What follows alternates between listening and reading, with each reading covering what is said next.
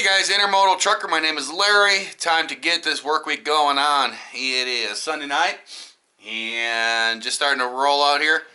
Time to go out there and throw another dime in the old pot here and make a pile. So we're going to get on rolling. Just getting rolling at 6 o'clock Sunday night, and this is my start time. The one thing that you guys maybe notice is that I work nights a lot, and as a truck driver, it may be kind of odd for you because you think, well, you know, he's working tonight, but then tomorrow he'll be picking. The one thing that I do have with this company is they have like shifts, but I don't come home every day. They have a deal that you pick the time that you want to start, and that's what you work. And they won't change it around if you don't want to. If you want to change it around, if you want to be driving one night and then picking up in the middle of the night, they'll do that, whatever. But they also have a thing where they say, you know, you work nights and you work nights. You work days, you work days. So I like that, and it keeps me just on the same schedule so I can kind of keep a decent sleep. Speaking of sleep, I haven't had any sleep. I had an issue today and I didn't get no sleep, so it's going to be a rough night. So here we go. Turn everything off. Turn the temperature down.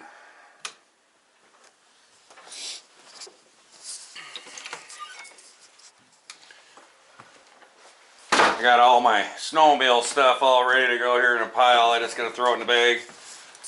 One of you guys is saying that I should make sure to bring a shovel to dig John out. Well, there's my shovel. It's actually a collapsible shovel, and this actually goes on my backpack. You guys will see that. It's a pretty cool little shovel. As you can see, we got a little bit of snow. It's just like a little skiff. Nothing major. I mean, there's probably not even a quarter inch here, but we did get a little dusting here. Time to get in the old dirty girl and get out of here. So we've done our pre-trip. Now I just got to see what kind of pre-plans they got for me here. Alright, these are messages that came to me over the weekend. I kind of like to erase them so I have a clean board.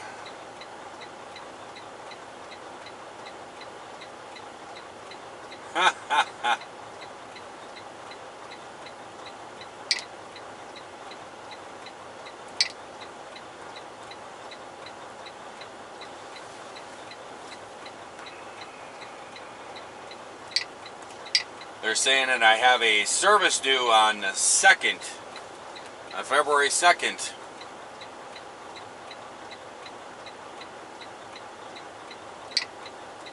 Well, Larry's going to be out snowmobiling on February 2nd. These are just all goofy messages.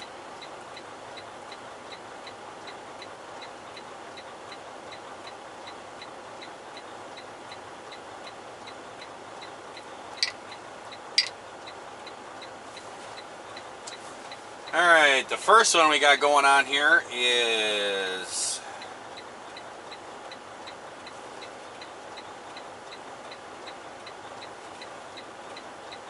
my pen's not writing so good.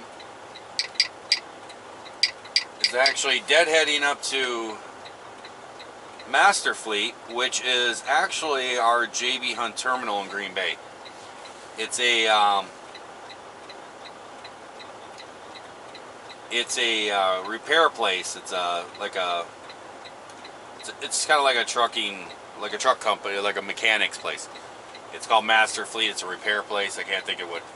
My mind isn't thinking right now. I'm kind of tired. It's a repair facility for trucks. Can't think what you call it off the top of my head. And we rent an office from them, and we park our trucks out there. And there's like, I think there's like 200 trucks, something like that. Actually, no, there isn't. You'll have to correct me on that. I think there's like 120 trucks that run out of Green Bay.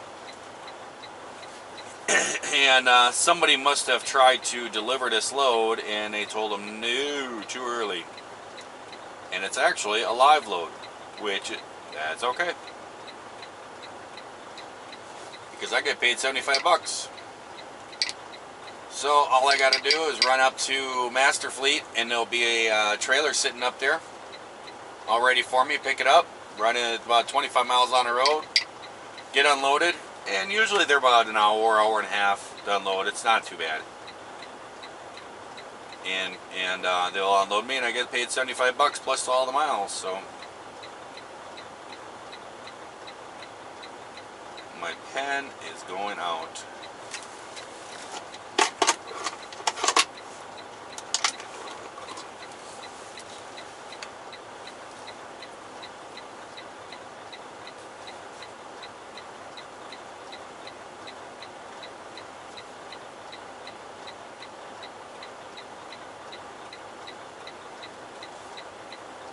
Alright, then this next one is going to be picking up at, I bet you, in a Kimberly-Clark. It's Nina. It's 186 miles down. Yep, it's picking up at KC, Kimberly-Clark, and Nina. And it's going to Kimberly-Clark in Kent, Washington.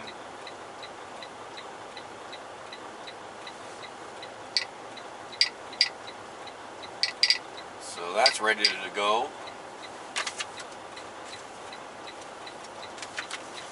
And then the next one, oh no. Oh no. The next one is picking up down at CN Harvey.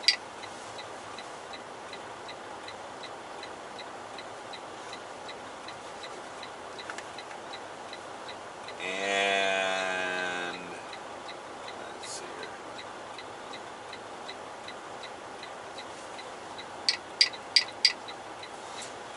here. Yep, it's picking up at CN Harvey.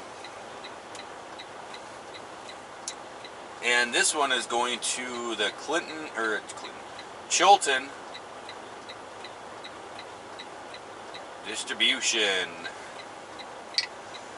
I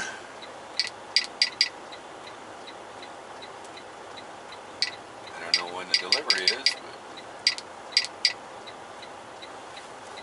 it was actually supposed to be delivered 2 days ago. So we can make, I could if I want to, I should actually say no, I can't do these because this Chilton one is supposed to be delivered. It was supposed to have been delivered on Friday, and I'm not going to be delivering until Monday, till tomorrow, in the morning.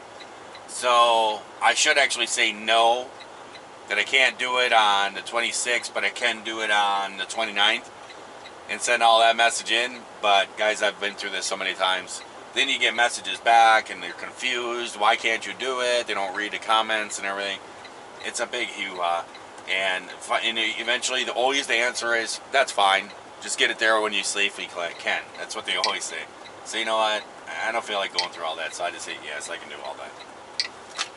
So now they'll send me all that dispatching, and away I go to Master Fleet.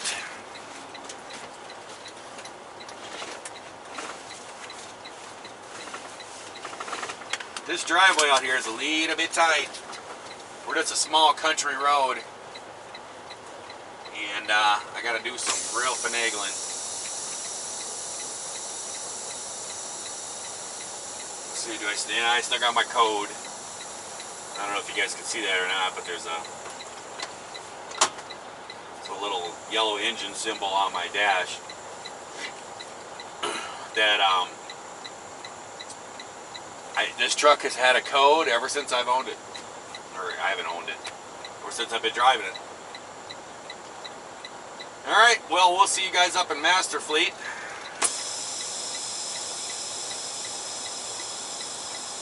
And I'll give you guys a little tour of our terminal in Green Bay, Wisconsin.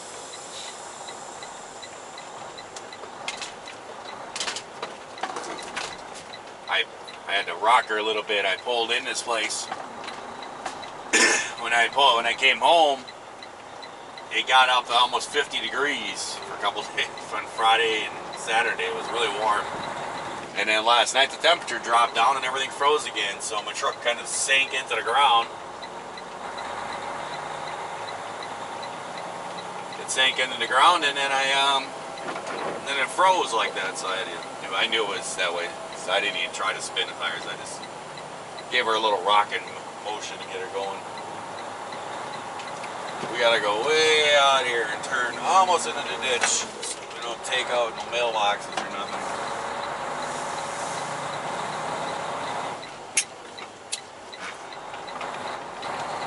Transmission's cold, it don't want to shift.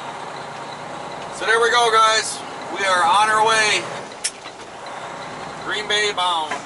Well, hello. Welcome to JB Hunt's terminal in Green Bay, Wisconsin. It's actually, you can see from the sign there, it's Master Fleet. Like I say, this is a truck repair facility.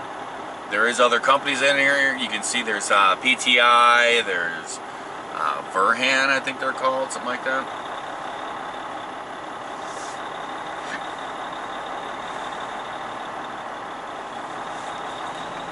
Basically what we got to do is we got to drop this empty trailer and go see if I can find my loaded one. If I needed to go up to the terminal, it's right upstairs. Oh, it is just an office. And it's all locked up. There's nobody up here.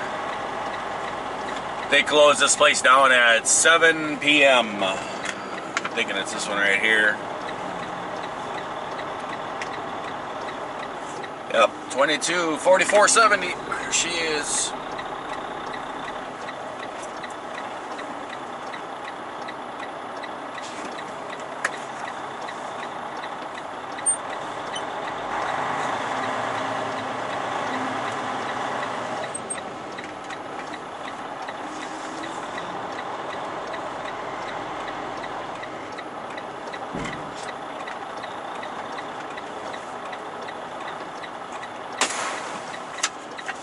Go.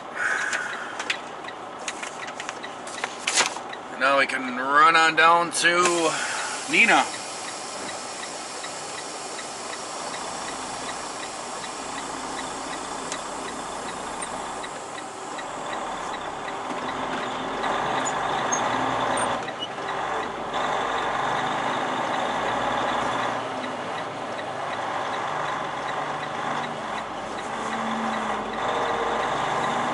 Nothing really special here, nothing. It's just a repair facility for trucks called Master Fleet. It's a company. They got a bunch of different branches up in this area, up in Wisconsin. I don't know if they're anyplace else, but they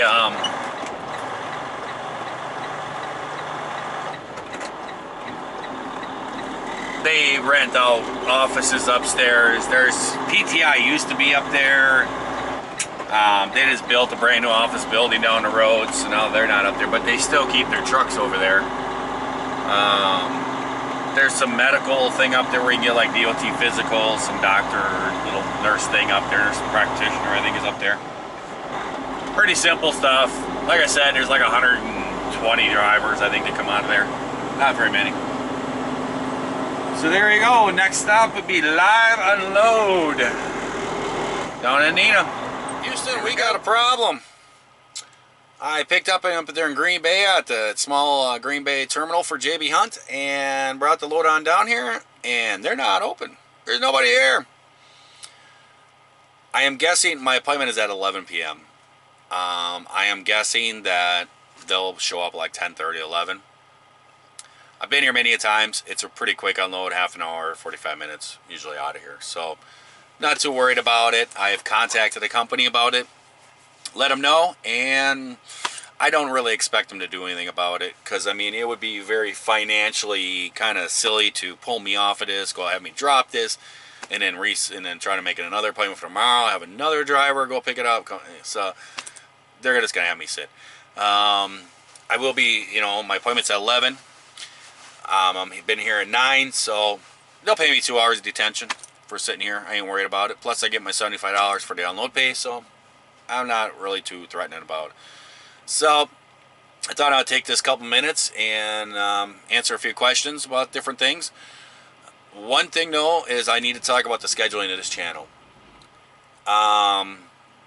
you guys have seen kind of where I live. I live out in the country, out in the middle of the nowhere, and the one thing is, I don't have internet service. I don't have any kind of, there's no internet service out there whatsoever. I have this deal that I have in my truck here, and it's working good. But when I go home, it's just like anybody else. There's no service out there. And it's like a little dead zone. And whenever I talk to cell phone companies or anything, and I tell them where I live, every cell phone company goes, "Oh, that's a dead zone." It's a stretch. I've actually talked to the cell phone companies and said, "Hey, I got land out here. How about you put a tower out here? You know, put it on my land. It'll boost it. You know." But there's just not enough people out there. I have lived in a place I've lived in Sheboygan, where John lives. Not for me. Sheboygan's a small town, and I'm just not a city boy. I got to have my room. Want to make noise? I want to make noise without disturbing my neighbors. And want to go out and shoot a gun? I can shoot a gun and don't have cops coming over. You know, I just like the country. And Timothy, I am not moving down into no skyscraper. I saw your comment. I would jump off the skyscraper if I lived down there like that. There's no way I could do it. No way. But, so we're going to hang out here, get unloaded, and sit around here. I don't do this very often. It'll be at least 3 hours for me here. And I'm just telling you right now, I've been here for 2 years. I've never sat for 3 hours. So this is the first time. And life will go on. Used to do this all the time. Like John, he'll sit for 5-8 hours waiting for appointments and stuff sometimes, and unloads and everything. Well, it's a reason why I stopped doing that kind of work. I went into this because I don't like to sit. But what are you going to do in this case? It's Sunday night. They're probably just opening up at 10:30. Otherwise than that, I have had a lot of people that have asked about my truck. They want to see my equipment and everything. So I thought, while I'm sitting here, why not take you guys on a little tour of my inside of my truck and show you what's going on. It's a pretty basic truck. It's a 2015 Freightliner Century, and it has a DD15 Detroit motor in it. Puts out around, I think it's around 430 horse. It's not a very powerful truck. This is a fleet truck. It's, you know, they stamp these things out and push them out the factory, and these bigger fleets, they buy them, tons of them. They're pretty cheap, and speaking of pretty cheap, they're like $130,000. So you're not that cheap. But, you know, it's the more basic of a truck. The interior, it's pretty much laid back. It's a single bunk. It does have, the inside here is probably got about, well, I would say about 6.5. I'm 6'2", and I got about probably 4 to 5 inches of clearance above my head. It's a single bunk. This is not the standard mattress. My bed is not made. Sorry. I got my little Panda throw. I have no idea where I got that, but I've had that for so many years. It pretty much, well, it has all this cabinetry up here and everything. It's all plastic stuff. It, you know, it works. It does what it needs to do. Got my cleaning supplies on now on, and I keep like food and stuff up in this one up in here. They fold out. I keep like food, like cereal and canned stuff up in there, and then it has a little deal in here, and it's got another spot up in here. And then this is for like a wardrobe. Like I was just got off track. I don't know why I looked at my little throw there and got excited about my Panda, I guess. I don't know. But this is not the stock mattress. This is an air mattress, actually. These bigger companies, they have these real cheap mattresses in it. I have such troubles with my back. I can't do it. So about once a year, I end up having to go out and buy one of these because they last about a year. It's just a cheap air mattress. I think they were like $50 at Walmart. They got a little deal on the end. You plug them in, and there's a knob you turn, and it inflates it. So usually once a week, I have to inflate it back up. And then about a year, I get out of it, and then they'll get a hole or something like that, and I'll just go buy a new one. It's got all the cabinetry over here, on this side down here, and also it's got like over here, it's got like a pull-out deal. It's like a little desk. Has a flip-up thing, so you can sit on your bed and mess with that. But with my mattress, is pretty much useless. Back here, it has the temperature controls for the bunk area if you're idling. Has all the light controls. I can turn the radio off. I don't know why. You could have the radio on, but then go to sleep, turn it off, and not shut it off up front. But who knows? Who knows what the purpose of that is? This is my S-bar. This is a it's a little heater, and you could turn the power on right there, and then I could set the temperature. And what's going to happen is there's a little box that's down below my bed, and it pulls diesel fuel up in there, and it sounds like a little mini turbine, and it burns the diesel fuel, and it pumps heat out of a hole that's down here in the bottom underneath my bunk. And it pumps the heat out, and I set the temperature. It's digitally controlled, and it will keep the truck at a certain temperature. So in the wintertime, that's how I sleep. I shut my truck off. If you do, you can idle these trucks if it's below 33 degrees. If in the summertime, you can idle the truck if it's above 65. Otherwise than that, they will not idle. It's a couple minutes and then they automatically shut off. So you got to use that in the wintertime, you know, if it's not freezing cold. And a lot of times, even when it is, if it's 0 or something like that or above, I usually shut my truck off because I don't want the noise and stuff. I can shut it off. And if it's 0 out, that little heater will keep up and keep it work. It works real well. I have one of those in my personal truck. I like it a lot. They are very efficient. This is a little fan, and just opens a vent out there and then turns on, which is not working. I don't know why. Huh. I don't know when that stopped working. Who knows? And up front, pretty basic. I have a cheap little cooler that runs off 12 volt. I've said in the past, oh, the heater's kicking on now. You can hear it. I'll put the camera down, you can hear it.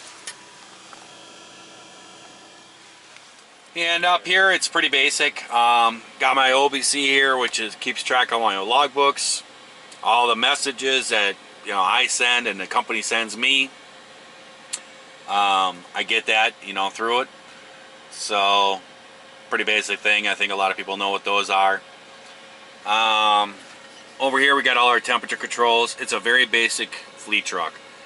Over here we got our air ride suspension button that releases our air ride suspension. This one is our interlock differential, which I have never flipped, and I'm a Wisconsin driver in the snow. I've never had to flip it.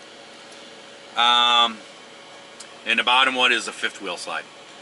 This here is my in-cab fifth wheel release, which I have never had until I started working for this company, and I like it. I like it a lot. This stuff here is just basically a utility lamp behind the cab of the truck. This is the dome lights inside the truck. This goes into my computer, my memory and stuff like that, so if I get a code or something from the engine or whatever, I can go in there and get the code number and report it. This is an anti-slip button. If I'm slipping out, I can actually push this and it temporarily engages the front wheels. It's kind of like the diff lock up here, but it just gives them like a clutch grab thing where it gives traction. And then the depth controls and all that stuff. And I got me a fancy radio in here because when I got the truck, the little knob thing for somebody had in here for outside input was busted off in there, and they put a fancy radio in there for me. This thing right here, turn my key on. This thing right here is actually a radar, and I kind of like it. I think you can kind of see it if I turn in an angle here. I'm not sure.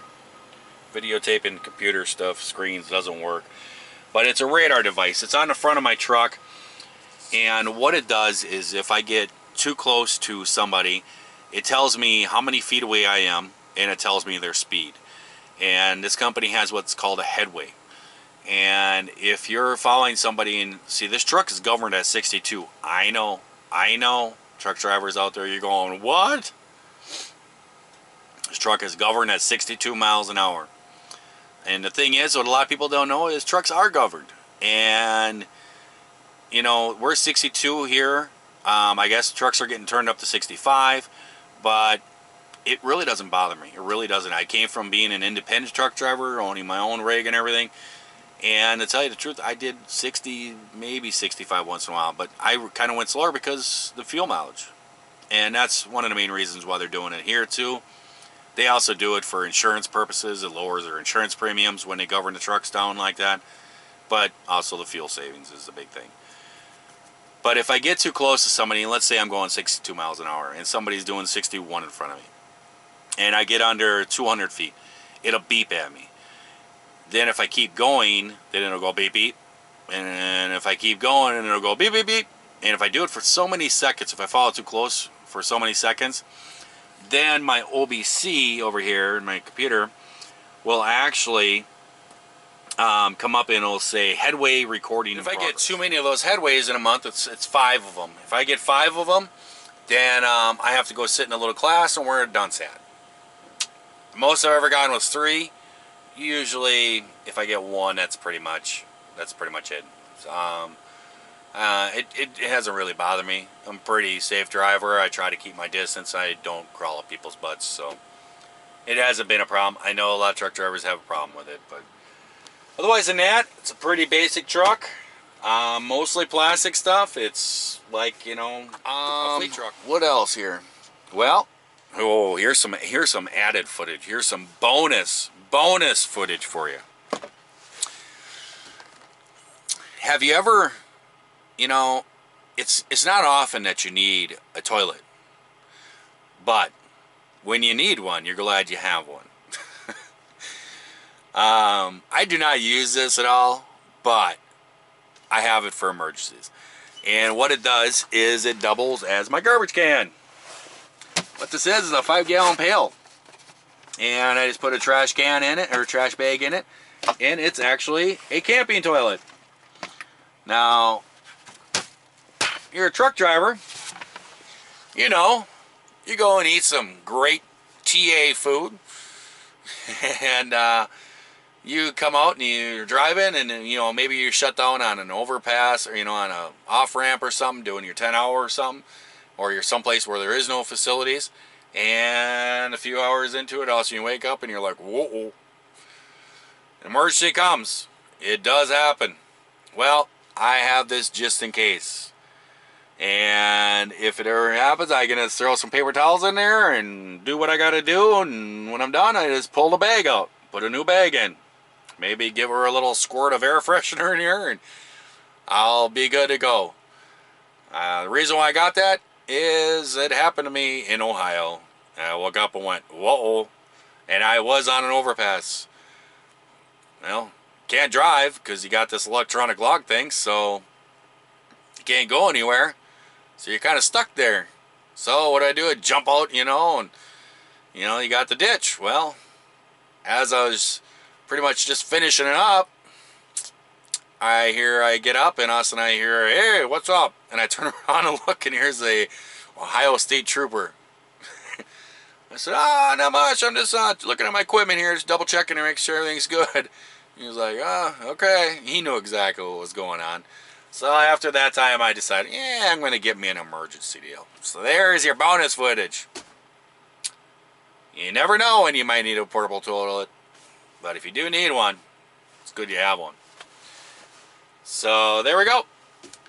A lot of guys have been asking me in the comments and everything else about intermodal trucker and everything else, intermodal trucking, and asking if, how do you get an intermodal job? Well, that's why I figured I'd mention something about this. You can get a job here, and they pay pretty well. I'm going to be perfectly honest with you. If you guys want, I can actually show you my checks. I can show you my breakdown and stuff. But pretty much I will average, I am out 5 days a week, and I leave on Sunday nights. I'm usually home by Friday mornings. And I run only nights.